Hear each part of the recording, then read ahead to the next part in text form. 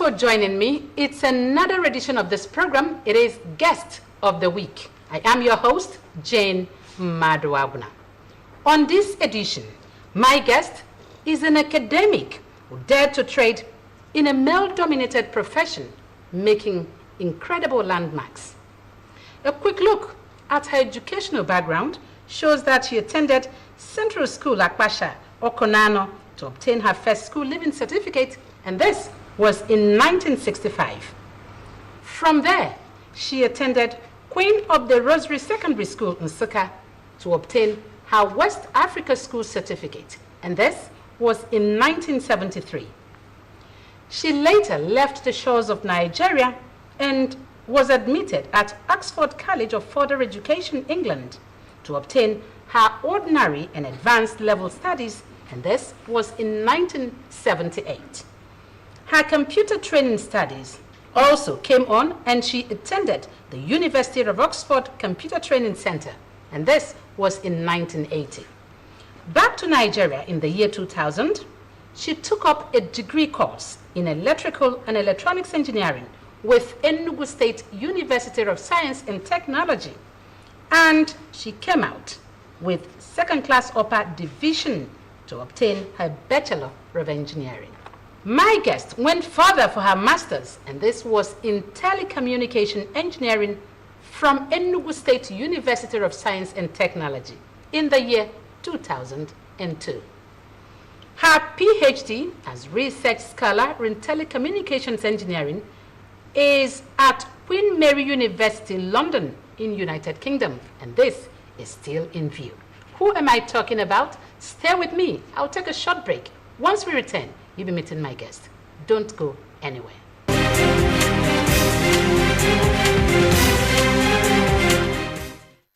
Welcome back. Time to meet my guest. Please join me as I welcome to this program Engineer Mrs. Uchenwa Nebiam Ojam.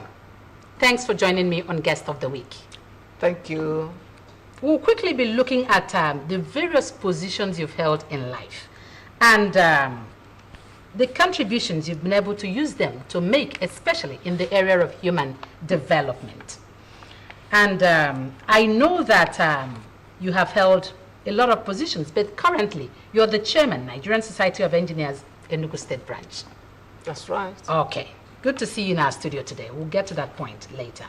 Let me start with this. Reading through your resume, I saw that your career in life really started with teaching. And this was with the Institute of Management and Technology, IMT, Enugu. That was as a part-time lecturer. Finally, you moved on to become a full-time lecturer, and then you rose in the cadre. You were even a principal lecturer.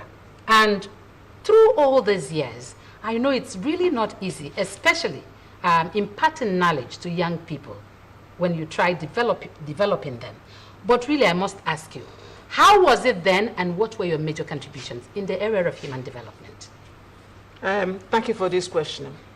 In the area of human development, I must say there is this passion that one should have to achieve complete happiness in what she does. But in this area, I thoroughly enjoyed working with the youths. And taking me there at IMT, my God, I enjoyed myself. And because I see smiles on the faces of these youngsters, I see satisfaction that out of coming through me, they've been made to be so to have that self-confidence in their area of choosing studies. Very well. So that is when you know that you have succeeded. Yes. Okay. Now you rose. I know, in that cadre, still in your teaching career, you later rose to become head of department, electrical and electronic engineering of the IMT from 2012 to 2015. That's right. I know that there you made major contributions. Really, we would like to know. First of all, I got in to become the head of the department of the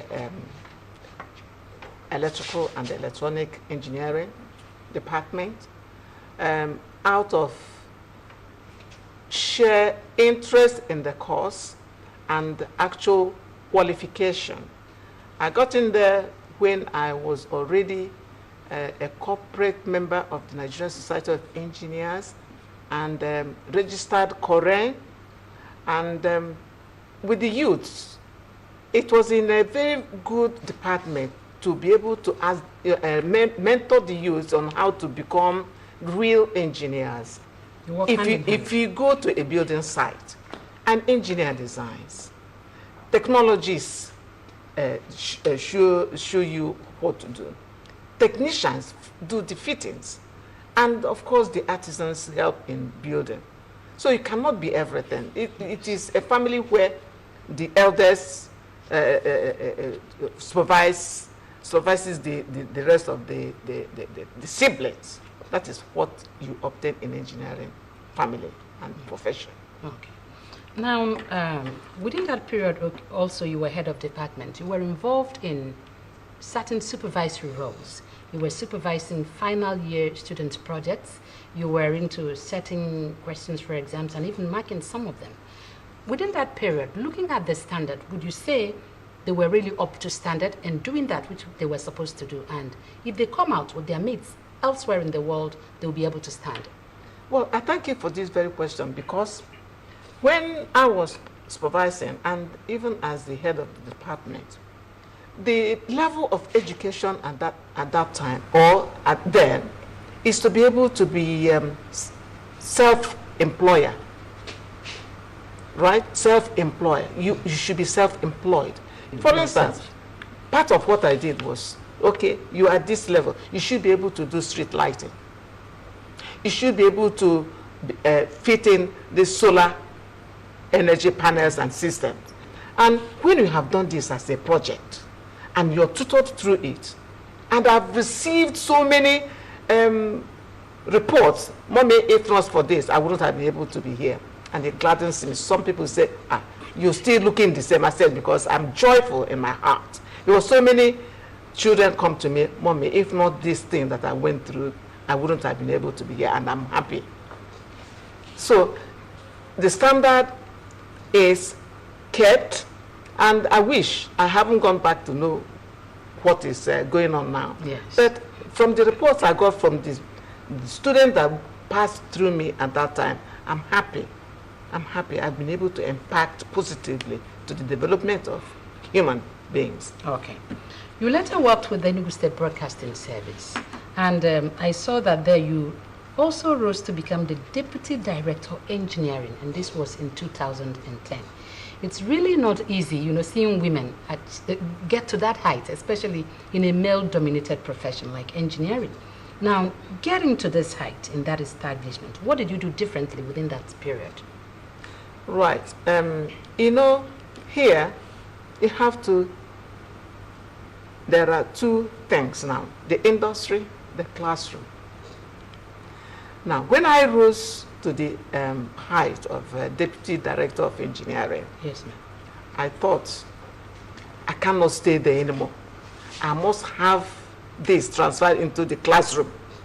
This is where the children will benefit, not by my staying at the back and signing notes and commanding the subordinates. No, yes. I want to impart this very experience that I have gathered all these years in the industry, broadcasting. Now, I also found out that you benefited from training outside of the country way back then. You went to Britain and with a team, and you were part of them that benefited in this training on the operations and maintenance of broadcast equipment. Yes. These days, such things are very rare. Wow. But for you, that training, what did it help you do? Well, it's a pity it has all disappeared. But if, for instance, a company or is supplying an equipment, a broadcast equipment, to any station, especially the third world station, the best way of getting the users of such equipment is to go there, see how it works, touch it, so that when it eventually gets installed, you'll be able to operate it. So at that time, And that and that was in 1982, 81, 82. Then ABS was being established. So as a pioneer member of Anambra Television, we were sent to BBC to see how this thing works. As an engineer, you should be able to know the workings of this equipment, and then how to fault such equipment. That is how to diagnose the process if it has any fault, how to go about this, knowing where and how to rectify such faults. And it was interesting going to the root of the place and then coming home, and that was why we didn't have much problem. Now, you were a member African Network for the Prevention and Protection Against Child Abuse and Neglect, AMPCAN, and this was in 1988. The issue of child abuse is still rampant now. In fact, I think it is even increasing. But really, what were some of the contributions? What measures were taken then to curb some of these abuses? Well, the one that I've not forgotten and will never forget was of a child who was reported to have been beaten up by the madam and her husband, simply because she broke a flask, the water flask of the child that she was looking after. A voice, by then, phone wasn't all that available. Yes. They came to us and said, look, there's this thing going on. A child is almost dead because she broke a flask of the child she's looking after. We quickly ran to the place and then discovered that it was true. So we had to get a child. By then it was a wife to the governor of the state, then was Akma. We took the child to the governor's wife, who immediately took it. And then not only did they lock up the man, but the woman herself. So, and there were so many of them like that. Unfortunately, even those tapes are not enough even now to stop abusing the children, maltreating the children. Why are you maltreating the children? Are they yours? What if anything happens to you and you have a child who will not be given out for help, and the child is treated alike? What would you say? So we condemned it, we worked against it, we went to various places, 7 children. You're a member, Society of Women Engineers, United States of America. 2006, this was when you became a member. Such membership, what has it helped you do?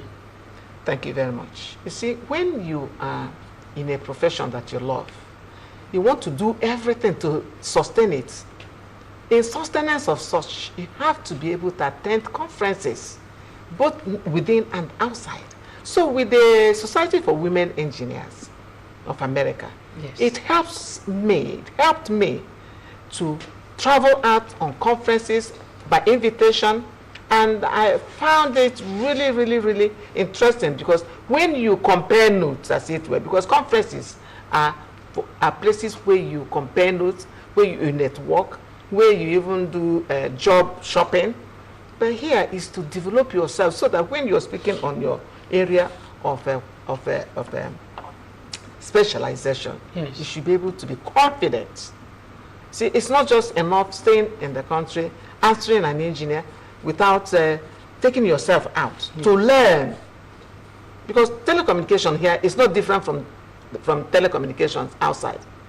The only thing is that maybe environment may help some of the areas.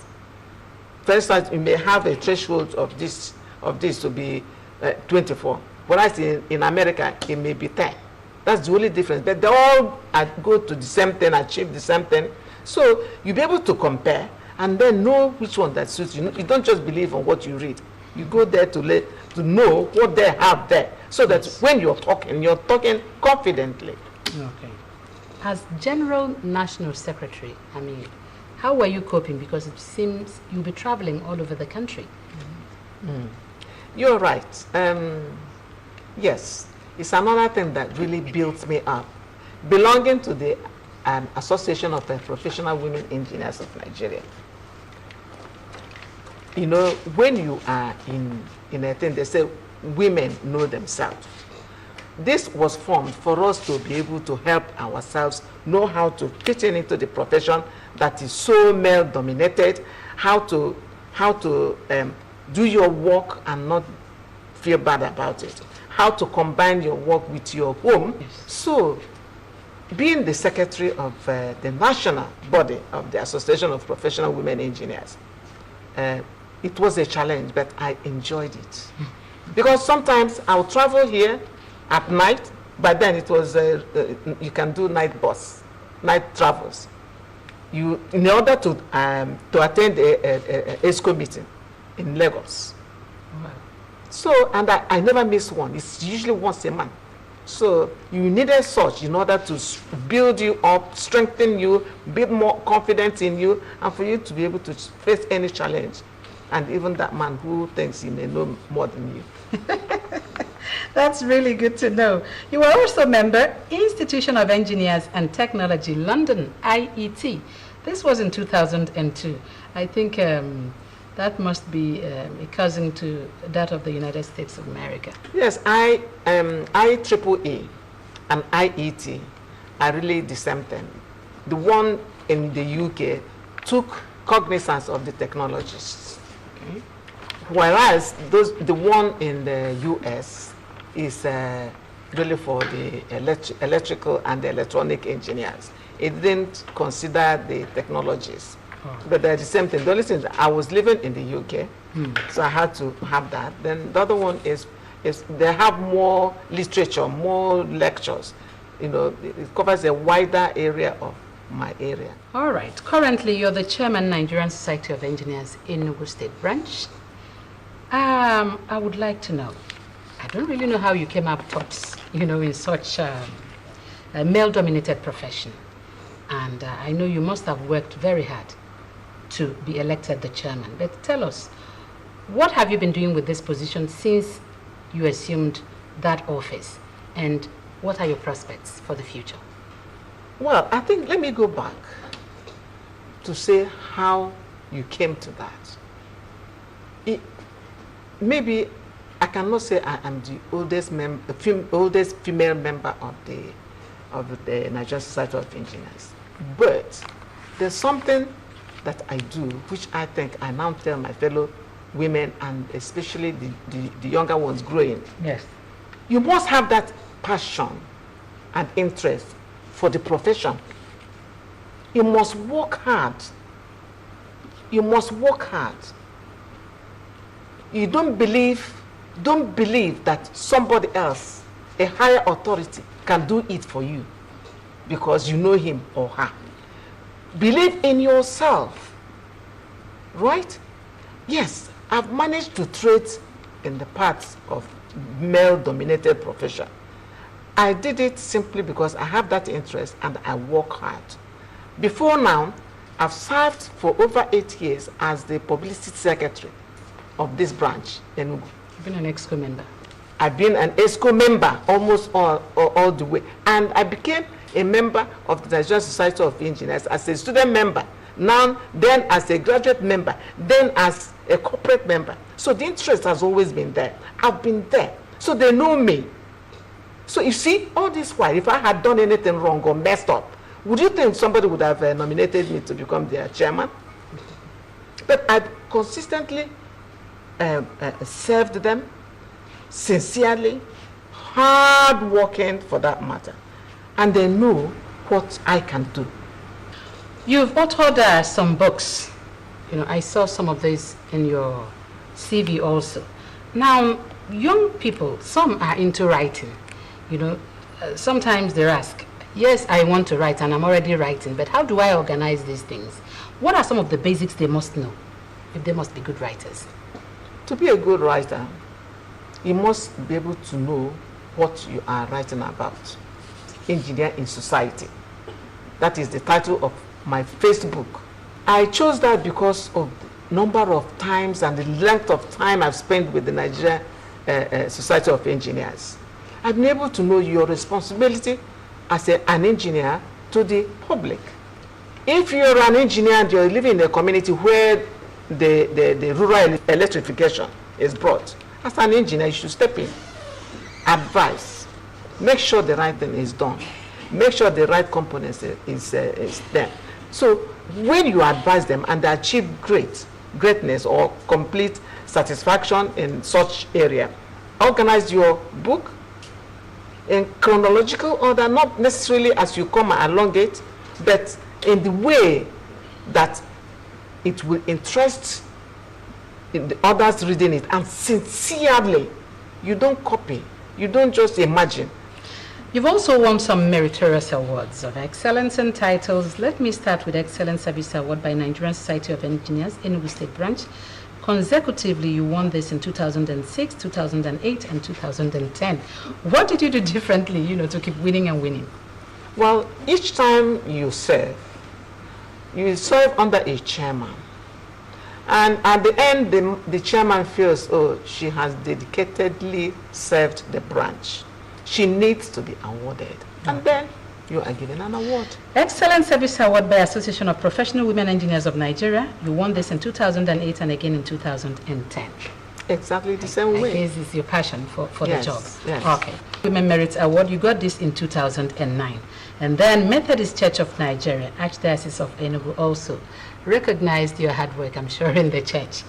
What's your major contribution in the church? Well, that's what they're called Women Fellowship. I'm a full member of the Women Fellowship, and in the church I try to contribute my best to making sure that church projects don't fail. Without God, nothing is possible. Okay. In all of these, really, all the positions that you have attained in life, what would you say are some of the qualities that have helped you to succeed as an individual? Yes. Consistency, working hard, sincerity in what I do, fear of God in all that I do.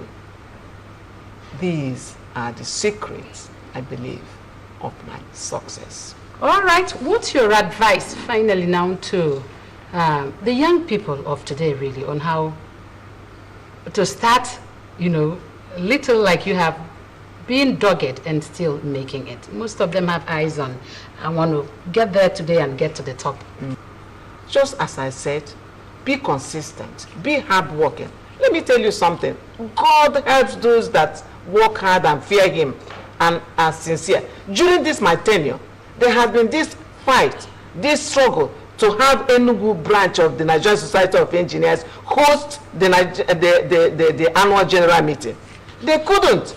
But look at me. During my tenure now, it has been given to us. Next year, 2021, we will host the whole of Nigeria engineers in Enugu, and it just falls under me. It's hard and it's difficult, but then I believe that God sees that I can handle it and made it happen during my tenure. Just try to work hard sincerely. Yes. Okay, and that's it on this edition of the program. My guests have really summed it up. She says, consistency of purpose is key. It is important that young people work hard. Be sincere at whatever it is that you do.